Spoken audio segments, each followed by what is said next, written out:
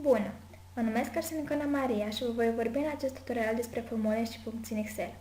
Excel este o aplicație de calcul tabelar și este folosit peste tot unde sunt liste de calculat, de aranjat, pentru a fi analizate pe toate părțile. Datele de calcul, de exemplu statistice, matematice, financiare, logice, sunt organizate și memorate în Excel în celule. Formulele permit realizarea calculului într-o foaie de calcul și pot conține adrese de celule, operatori aritmetici și diverse funcții specializate pe anumite operații. Pentru început, să vedem cum se poate scrie sau dicta o formulă simplă.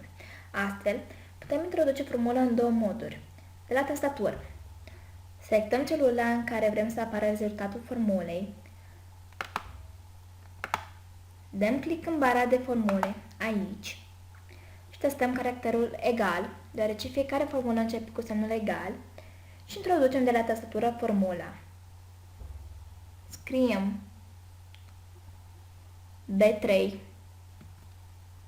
cu litere mari sau mici plus C3 și confirmăm cu tasta Enter. Rezultatul a fost calculat și afișat în celula respectivă. Sau, selectând referințele celulelor, selectăm celula în care vrem să apară formula, introducem de la tastatură caracterul egal,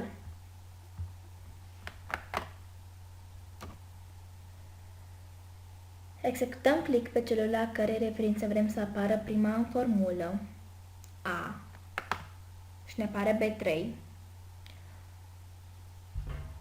punem operatorul, semnul de înmulțire,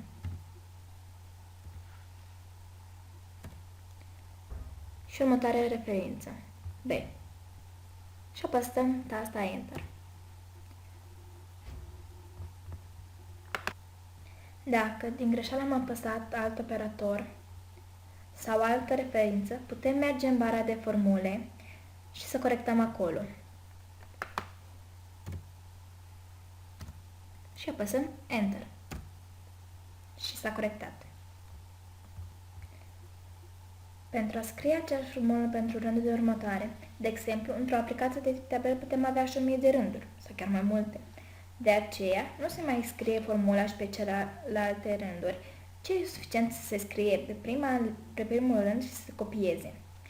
Apăsăm click pe prima celulă. Poziționăm cursorul pe colțul din dreapta jos și ținem apăsat, trăgând în jos până unde dorim.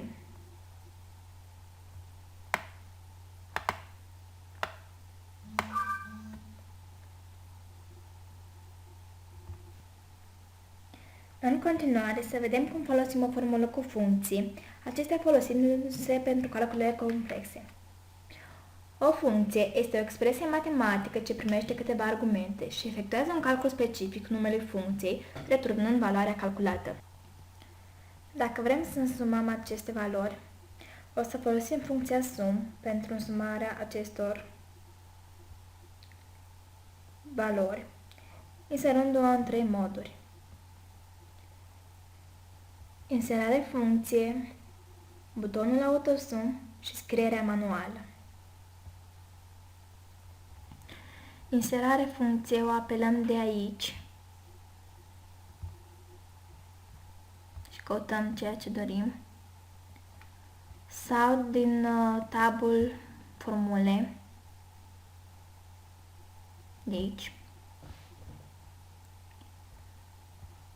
Butonul de autosum este aici sau în pagina pornire